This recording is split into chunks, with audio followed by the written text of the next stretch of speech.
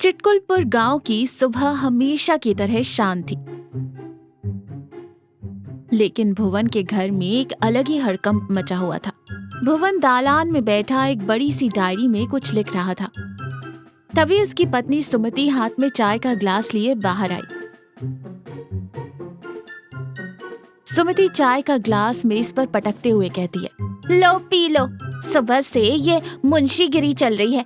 खेत पर काम कौन करेगा, मैं या आपके पन्ने? भुवन मुस्कुराते हुए कहता है, ओए तू समझ नहीं रही है, आज बहुत बड़ी खबर आई है। ताऊजी आ रहे हैं परसों, पूरे 5 साल बाद। सुमति हैरानी से कहती है, ताऊजी? वही धर्म सिंह ताऊजी जिन्होंने 5 साल पहले तुम्हारी बनाई कद्दू की सब्जी खाकर कसम खाई थी कि तुम्हारे हाथ का पानी तक नहीं पिएंगे और घर आना छोड़ दिया था। भुवन उदास होकर कहता है, हाँ वही, वो कद्दू गलती से जल गया था यार, ईगो हर्ट हो गया उनका। लेकिन इस बार मैं उन्हें ऐसा खाना खिलाऊंगा कि वो सारी नाराजगी भूल जाएंगे। मैंने तय कर लिया है, मैं बनाऊंगा पाताल बकरा मुसल्लम विद हिडन बिरयानी। सुमति माथा पीटते हुए कहती है, ये कौन सी नई आफत है? पाताल और हिडन? तुम कोई खजाना गाड़ने वाले हो या खाना बनाने वाले हो? अरे यही तो सस्पेंस है, तू बस देखती जा। तभी दरवाजे से भुवन का दोस्त भैरव हांफते हुए अंदर आता है। भुवन भैया, ओ भुवन भैया, मैंने सुना ताऊजी आ रहे हैं। भाई साहब वो आदमी नहीं, साक्षात चलता फिरता ज्वालामुखी हैं। मैं तो गांव छोड़ के जा रहा हूँ 2 दिन के लिए। अरे डरपोक, भागता कहाँ है?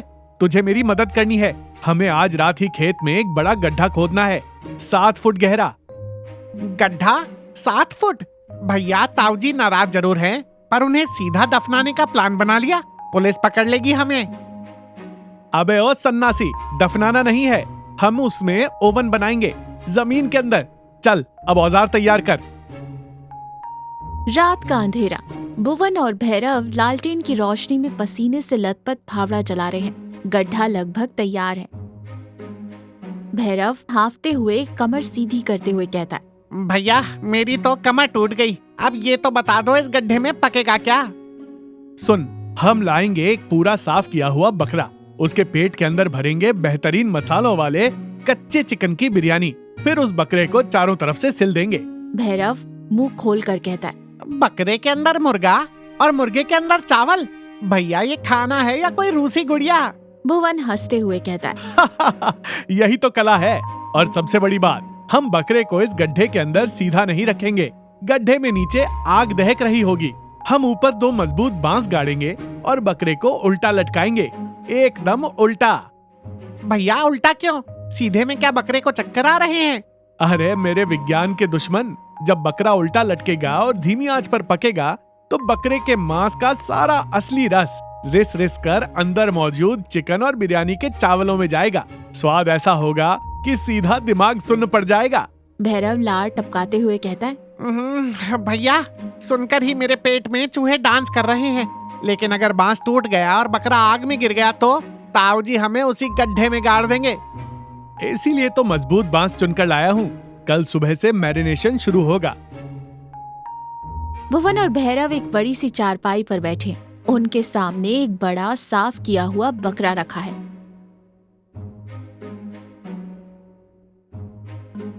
भुवन एक बड़े बर्तन में दही, खड़े मसाले और सीक्रेट जड़ी बूटियां मिला रहा है। भैरव चिकन के टुकड़ों को चावल और मसालों के साथ मिला रहा है। तभी सुमति आ जाती है। ये क्या हो रहा है यहाँ? पूरे घर से मसालों की ऐसी खुशबू आ रही है कि पड़ोसी छत से झांक रहे हैं। सुमति, ये कोई मामूली डिश नहीं है, ये एक माफीनामा है। ताऊजी ने मुझे बचपन में उंगली पकड़कर चलना सिखाया था। एक छोटी सी बात पर हमारा रिश्ता टूट गया। मुझे बस उनका वो पुराना प्यार वापस चाहिए। ये डिश सिर्फ खाना नहीं, मेरी भावना है। भुवन की आंखों में नमी देखकर सुमति का मन पिघल जाता है। वो जानती है भुवन ताऊजी से कितना प्यार करता है। लाओ, ये सुई धागा मुझे दो। बकरे को सिलने का काम तुम आदमियों से ढंग से नहीं होगा। बिरयानी बाहर गिर गई तो सारी मेहनत मिट्टी में मिल जाएगी। अब तीनों मिलकर काम करते हैं। भुवन और भैरव बकरे के अंदर चिकन बिरयानी का मिश्रण भरते हैं और सुमति बहुत ही सफाई से उसे सिल देती है। पूरे बकरे पर बाहर से गाढ़ा मसाले का लेप लगाया जाता है। भाभी जी, बकरा तो ऐसे सज गया है जैसे बारात में जा रहा हो। चुप कर भैरव, जल्दी से इसे खेत ले जाओ, मुझे डर है कहीं बारिश ना हो जाए।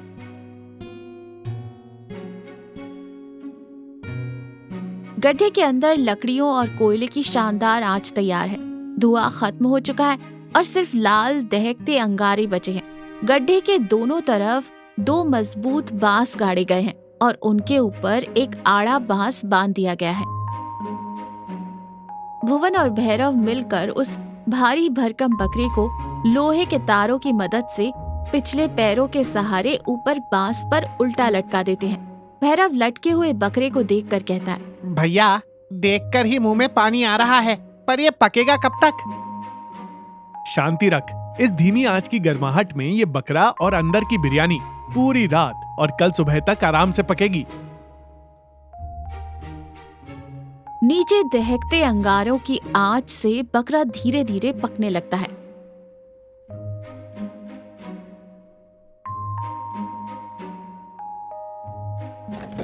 दरवाजे पर एक बैलगाड़ी आकर रुकती है।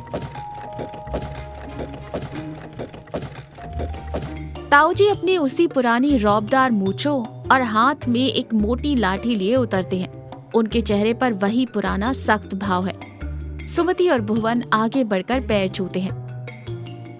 ताऊजी बिना मुस्कुराए रूखी आवाज में कहते हैं, जीते रहो, मैं यहाँ सिर्फ कुल देवी की पूजा के लिए आया हूँ। मेरा बिस्तर बाहर बरामदे में लगा देना, और हाँ, मेरे लिए खाना मत बनाना। मैं अपना सूखा सत्तू और गुड़ साथ लाया हूँ। भुवन का दिल बैठ जाता है, लेकिन वो हिम्मत नहीं हारता। ताऊजी, आप मुझे सजा दे दीजिए, लेकिन 5 साल हो गए, आज तो आपको मेरे हाथ का खाना खाना पड़ेगा। मैंने आपके लिए खास दावत रखी है खेत पर। ताऊजी आंखें तरेरते हुए कहते, खेत पर? मुझे कोई शौक नहीं है तेरे जले हुए कद्दू खाने का। तू कभी नहीं सुधरेगा। सुमति हाथ जोड़कर कहती है, ताऊजी, एक बार बस चलकर देख लीजिए। इन्होंने 2 दिन और 2 रातों से ना ठीक से कुछ सोए हैं और ना खाया है। सिर्फ आपके लिए मेहनत कर रहे हैं। ताऊजी कुछ पल सुमति को देखते हैं, फिर लंबी सांस लेकर कहते हैं, ठीक है, पर अगर स्वाद नहीं आया तो मैं इसी लाठी से तेरी सुताई करूंगा भुवन। खेत में एक चारपाई बिछी है। ताऊजी बैठे हैं। भुवन, सुमति और भैरव गड्ढे के पास खड़े हैं।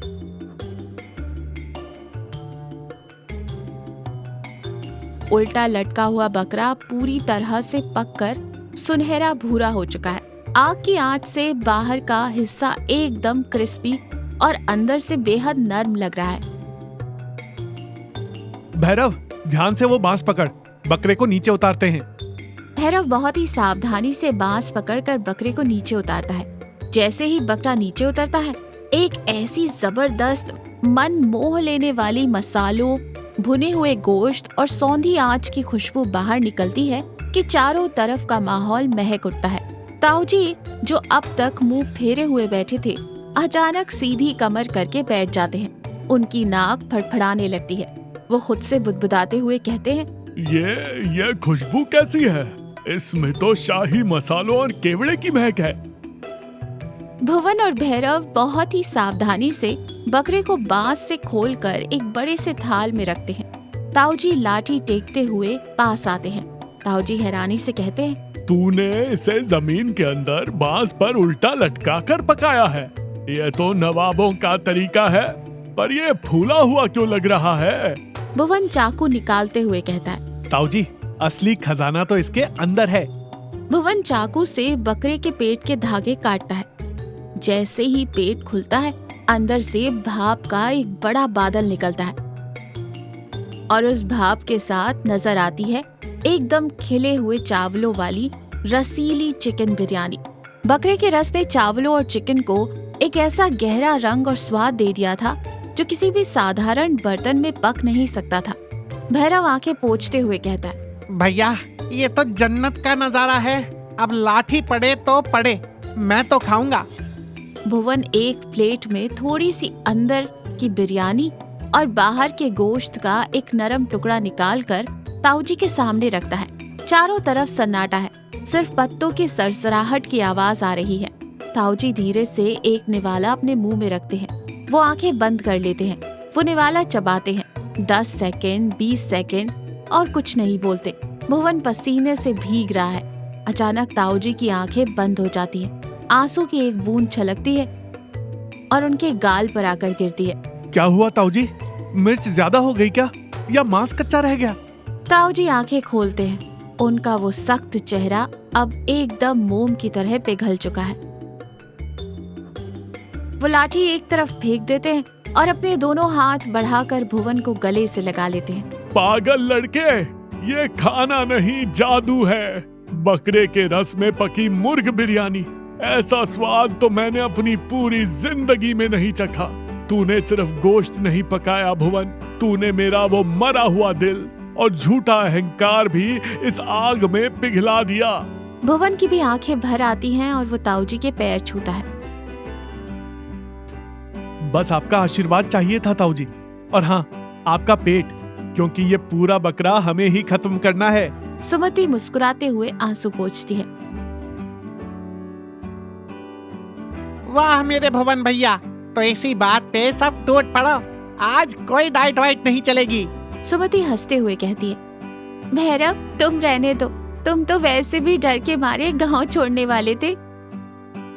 चारों लोग आम के पेड़ के नीचे एक साथ बैठते हैं। ठहाके गूंज रहे हैं, पुरानी यादें ताजा हो रही हैं और उस जादुई उल्टे पके बकरे की बिरयानी का स्वाद उस परिवार के सालों पुराने घाव को हमेशा के लिए भर रहा है। रिश्तों में दरारें चाहे कितनी भी पुरानी और गहरी क्यों ना हो, सच्चा प्यार, थोड़ी सी मेहनत और समर्पण उस दरार को भर सकता है। अहंकार हमें अपने सपनों से दूर कर देता है, जबकि प्यार से की गई एक छोटी सी कोशिश दिलों को हमेशा के लिए जोड़ देती है।